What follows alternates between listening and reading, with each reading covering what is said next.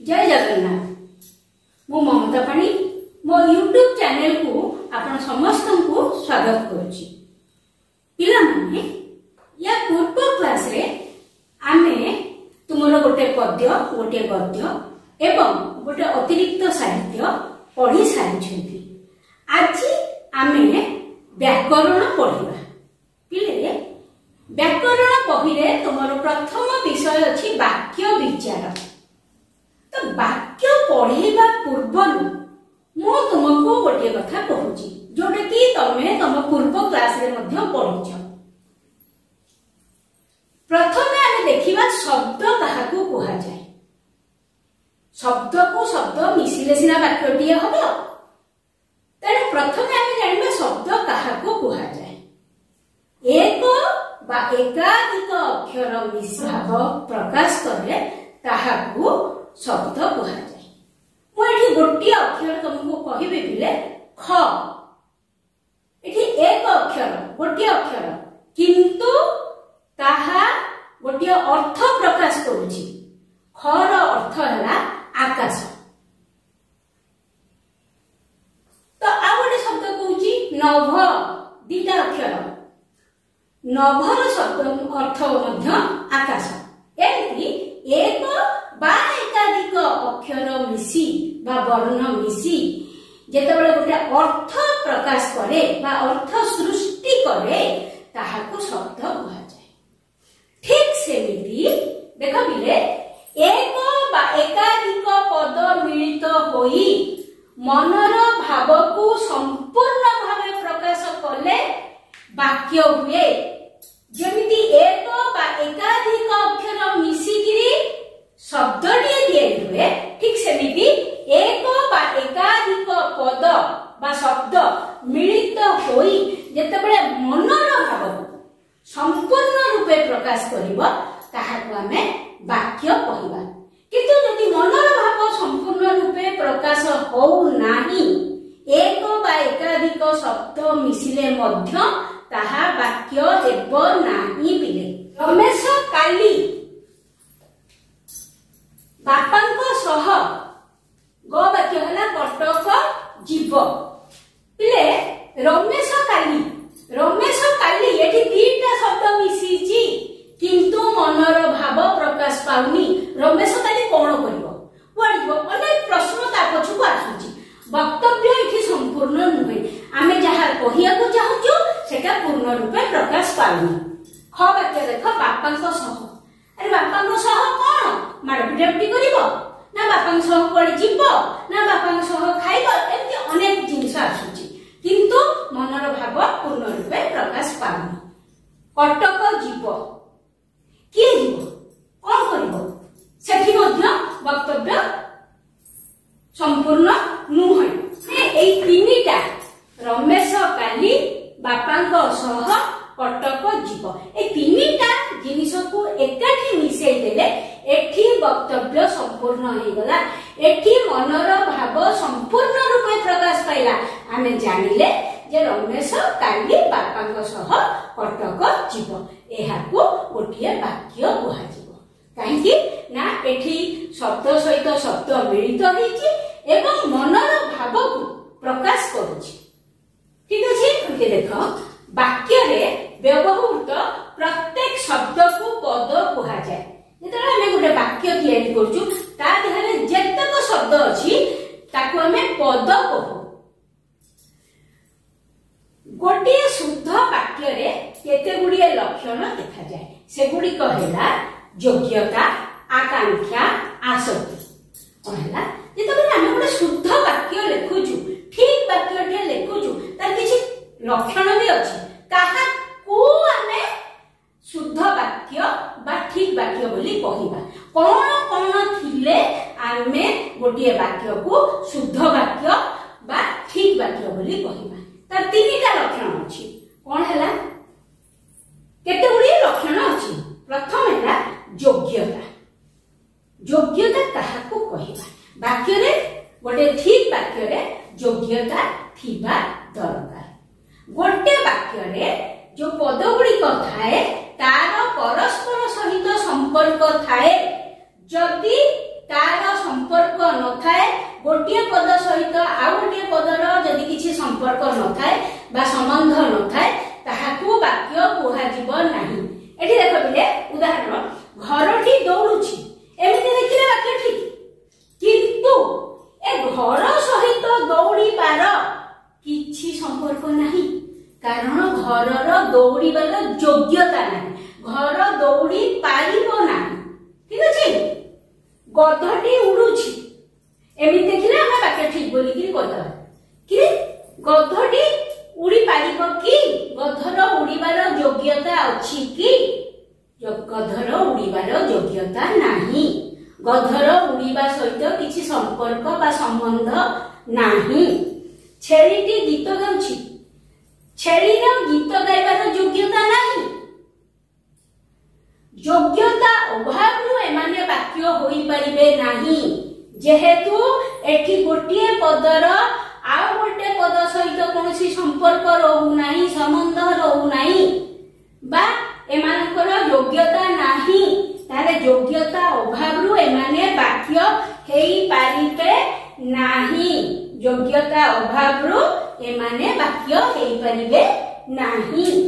ताहेले योग्यतार संज्ञा कोन, वाक्य रे व्यवहार करा जाउथुबा पद गुड़िकर पारस्परिक संबंध को योग्यता कहा जाए। योग्यता काहाकू कहा जाए, वाक्य रे आमे जो पद गुड़िक व्यवहार करू सेही पद गुड़िकर पारस्परिक संबंध, गोटे पदर आउ गोटे पदर सहित संबंध थाए, जदि न थाए ताहा वाक्य नुहे, जदि थाए जो पारस्परिक संबंध को कौन कहा जाए ना योग्यता। वर्तमान तमे जानि पारुछ जे गोटे वाक्यर व्यवहृत पद गुड़िकर परस्पर सहित जो संबंध थाए ताकू योग्यता कहा जाए। आमे वर्तमान प्रथम लक्षणटी सारिले। ठीक अछि। द्वितीय लक्षण है आकांक्षा। आकांक्षा आ गोटे लक्षण वाक्यर, गोटे लक्षण आमे योग्यता सारिले, द्वितीय लक्षण है आकांक्षा। आकांक्षा माने किछि गोटे को अपेक्षा करबा, किछि गोटे को अपेक्षा करबा। मोटे उदाहरण दउछि बिले तमे जानि पाइबो, वृक्षटी बात्या द्वारा आउ किछि लेखा हेनी, मन कर एठी आउ किछि लेखा होई नाही, ताहले ए जो वृक्षटी बात्या द्वारा लेखा हेछि या आउ किछि को अपेक्षा करूछि। बात्या द्वारा कोन होला, अंधार राति रे सरीला आउ किछि नाही, तेनु एतिक पद आउ किछि को अपेक्षा करूछि। वृक्षटी बात्या द्वारा भूपतित हैला।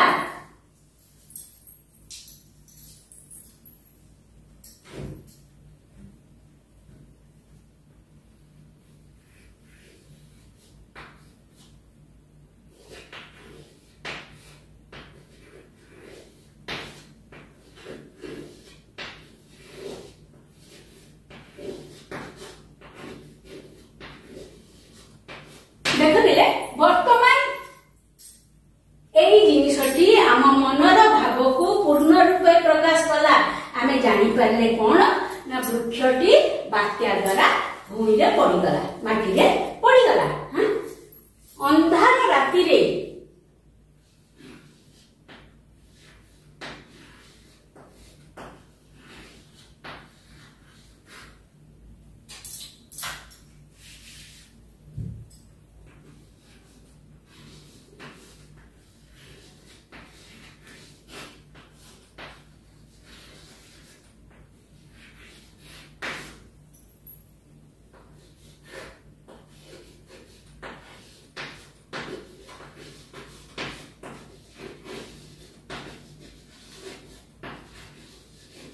देखो बिले अंधार राति रे बाटोईटी एका जाउछि। वर्तमान एठी मध्य आमर मनर भावटी पूर्ण रूपे प्रकाश पाइला, तेणु ए दुईटी जाक वर्तमान गोटे गोटे शुद्ध वाक्य।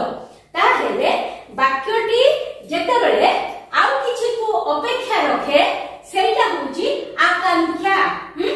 सेटा पूर्ण ही गले वाक्य ବାକ୍ୟଟି ଗୋଟେ ଶୁଦ୍ଧ ବାକ୍ୟ ହବ। ବାକ୍ୟରେ ଥିବା ଗୋଟିଏ ପଦ ଅନ୍ୟ ପଦ ବା ପଦ ଗୁଡିକର ଅର୍ଥବୋଧକତା ପାଇଁ ଅପେକ୍ଷା କଲେ ତାହାକୁ ଆକାଂକ୍ଷା କୁହାଯାଏ। କଣ ହେଲା ନା ବାକ୍ୟରେ ଥିବା ଗୋଟେ ପଦ ଯେତେବେଳେ ଅର୍ଥବୋଧ ପାଇଁ ଅର୍ଥ ଜାଣିବା ପାଇଁ ଆଉ ଗୋଟେ ପଦ ବା ଆଉ ଅନେକ ଗୁଡ଼ିଏ ପଦକୁ ଅପେକ୍ଷା କରିଥାଏ ତାହାକୁ ଆକାଂକ୍ଷା କୁହାଯାଏ। ଏଇ ଯୋଉ ଅପେକ୍ଷାକୁ ଆକାଂକ୍ଷା କୁହାଯାଏ। ତାହେଲେ ଆଉ ଥରେ ଶୁଣିଲେ ବାକ୍ୟରେ ଥିବା ଗୋଟିଏ ପଦ ଅନ୍ୟ ପଦ ବା ପଦ ଗୁଡିକର ଅର୍ଥବୋଧକତା ପାଇଁ ଅପେକ୍ଷା କଲେ ତାହାକୁ ଆକାଂକ୍ଷା କୁହାଯାଏ। ବାକ୍ୟରେ ଥିବା ଗୋଟେ ପଦ ଅନ୍ୟ ପଦ ଗୁଡିକର ଅପେକ୍ଷା ଯେତେବେଳେ କରୁଛି ଅର୍ଥବୋଧ ପାଇଁ ଅର୍ଥଟା ଜାଣିବା ପାଇଁ ଯେତେବେଳେ ଅନ୍ୟ ପଦର ଅପେକ୍ଷା କରୁଛି ତାହାକୁ ଆକାଂକ୍ଷା କୁହାଯିବ। ବର୍ତ୍ତମାନ ପିଲେ ତମର ଦିଟା ଲକ୍ଷଣ ସରିଗଲା। ଆମେ ଏବେ ତୃତୀୟ ଲକ୍ଷଣକୁ ଯିବା। ଲକ୍ଷଣ ହେଲା ଆସକ୍ତି। ତୁମେ ଜାଣିଛ ବାକ୍ୟରେ ନିଶ୍ଚିତ ଭାବରେ ଗୋଟେ କର୍ତ୍ତା ଥିବ ଗୋଟେ କ୍ରିୟା ଥିବ ନହେଲେ ସେଟା ବାକ୍ୟ ହେଇପାରିବ ନାହିଁ। ବେଳେ ବେଳେ କଣ ହୁଏ ପିଲେ ଗୋଟେ ଗୋଟେ ଜାଗାରେ ଆମେ ଦେଖୁ କର୍ତ୍ତା ଅଛି କ୍ରିୟା ମଧ୍ୟ ଅଛି କିନ୍ତୁ ବାକ୍ୟର ଅନ୍ୟ ପଦ ଗୁଡିକ ଠିକ ଭାବରେ ସଜା ହେଇନାହିଁ। ଫଳରେ ହଉଛି କଣ ନା ବାକ୍ୟର ଅର୍ଥ ବୁଝା ପଡୁନାହିଁ। କର୍ତ୍ତା ଅଛି କ୍ରିୟା ଅଛି କିନ୍ତୁ ପଦ ଗୁଡାକ ଠିକରେ ସଜା ହେଇନି।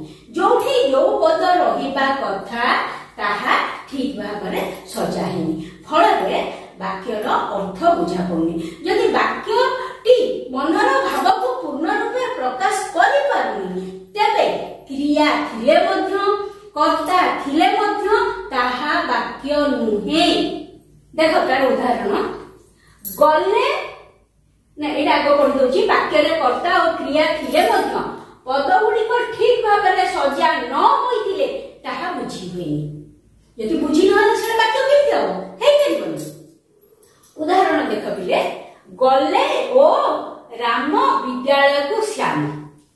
ଏଠି କର୍ତ୍ତା କ୍ରିୟା ସବୁ ଅଛି କିନ୍ତୁ ଆମେ ବାକ୍ୟ ବୁଝିପାରୁନୁ। ଦ୍ୱିତୀୟ ବାକ୍ୟ ଦେଖ ବାପା କଟକରୁ ଲୁଗା ଆସିବେ କିଣି ଫେରେ। ଏଠି ମଧ୍ୟ କ୍ରିୟା ଅଛି କର୍ତ୍ତା ଅଛି ସବୁ ଅଛି କିନ୍ତୁ ଆମେ ବାକ୍ୟ ବୁଝିପାରୁନୁ। ଯଦି ଆମେ ତାକୁ ସବୁ ସଜେଇକିରି ରଖିଦବା ତାହେଲେ ବାକ୍ୟଟା କେମିତି ହବ ଦେଖ ରାମ ଓ ଶ୍ୟାମ ବିଦ୍ୟାଳୟକୁ ଗଲେ।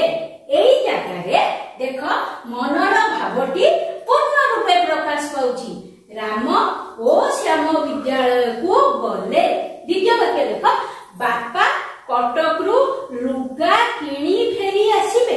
ଏଠି ମଧ୍ୟ ମନର ଭାବଟି ପୂର୍ଣ୍ଣ ରୂପେ ପ୍ରକାଶ ପାଉଛି ଯେ ବାପା କଟକରୁ ଲୁଗା କିଣିକିରି ଫେରି ଆସିବେ। ଏଇ ଯୋଉ କଥାଟି ହେଲା ଯେ ରାମ ଓ ଶ୍ୟାମ ବିଦ୍ୟାଳୟକୁ ଗଲେ ବାପା କଟକରୁ ଲୁଗା କିଣି ଫେରି ଆସିବେ। ଏଇ ଦୁଇଟି ବାକ୍ୟକୁ ଆମେ ବାକ୍ୟ କହିପାରିବା କିନ୍ତୁ ତା ପୂର୍ବରୁ ଯାହା ଥିଲା ତାହା ବାକ୍ୟ ନୁହେଁ କାରଣ ତାହା ମନର ଭାବକୁ ପୂର୍ଣ୍ଣ ରୂପେ ପ୍ରକାଶ କରୁନାହିଁ। ତାହେଲେ ଏଇ ଜିନିଷକୁ କୁହାଯିବ ଆସକ୍ତି। ତାହେଲେ ଆସକ୍ତି କଣ? ବାକ୍ୟରେ ଥିବା ପଦ ଯୋଜନା ବା ସୌନ୍ଦର୍ଯ୍ୟ ହେଉଛି ଆସକ୍ତି। ଯୋଜନା ପଦ ଯୋଜନା ପଦକୁ କେମିତି ଠିକ ଭାବରେ ସଜେଇକିରି ସୁନ୍ଦରକିରି ରଖିବ ସେଇଟା ହଉଛି ପଦ ଯୋଜନା। ବାକ୍ୟରେ ଥିବା ପଦ ଯୋଜନା ବା ସୌନ୍ଦର୍ଯ୍ୟ ହଉଛି ଆସକ୍ତି। ଏହା ଦ୍ୱାରା କଣ ହୁଏ ନା କାହା ପରେ କେଉଁ ପଦ ରହିଲେ ତାହା ବାକ୍ୟର ଭାବକୁ ସ୍ପଷ୍ଟ ଭାବରେ ପ୍ରକାଶ କରିବ ତାହା ବୁଝାଯାଏ। ଆସକ୍ତିକୁ ମଧ୍ୟ ପଦ ବିନ୍ୟାସ କୁହାଯାଏ। ବିନ୍ୟାସ ବିନ୍ୟାସ ମାନେ ସଜାଡ଼ିବା। ଏମିତି ପଦ ବିନ୍ୟାସ କରି ଆହୁରି କେତେ ଶବ୍ଦ ଅଛି କେଶ ବିନ୍ୟାସ ପତ୍ର ବିନ୍ୟାସ। ବିନ୍ୟାସ ମାନେ ସଜାଡ଼ିବା। ବୃକ୍ଷରେ ପତ୍ରର ବିନ୍ୟାସ ହଉଛି ଅର୍ଥାତ୍ ପତ୍ର ଗୁଡ଼ିକ ସଜେଇକି ଅଛନ୍ତି ଗଛଟିକୁ। ତାହେଲେ କଣ ହେଲା योजना बा सौंदर्य होची आसक्ति पद को केमिति ताहा परे सजेइकिरी रखिबो सेटा है आसक्ति आ किछ नहीं ताकर हबो कोन ना काहा परे को पद रहिले ताहा मनर भाव को स्पष्ट भावरे प्रकाश करिबो सेटा बुझी जाय सजेइकिरी रखिले सजेइकिरी न रखिले मनर भाव स्पष्ट हबो नाही तेणु सेटा को ही आसक्ति कहा जाए पद योजना बा सौंदर्य को आसक्ति कहा जाए तार आ गोटे ना भी अछि पद विन्यास पिला माने ए जो तीनोटी लक्षण मु तुमको पढ़ेली हां वाक्य विचार रे मु भाबुची तमे याकू ठीक भाबरे एवं भल भाबरे बुझी दिबो एही विषय रो आउ जेतिकी पाठ रहिला ताकू आमे परवर्ती क्लास रे पढिबा एवं सेही क्लास रे मध्य ए विषयर प्रश्न उत्तर आलोचना करिबा जदि ए वीडियोटी तुमको पसंद आसे तेबे लाइक शेयर और सब्सक्राइब करिया को भूलिबनी।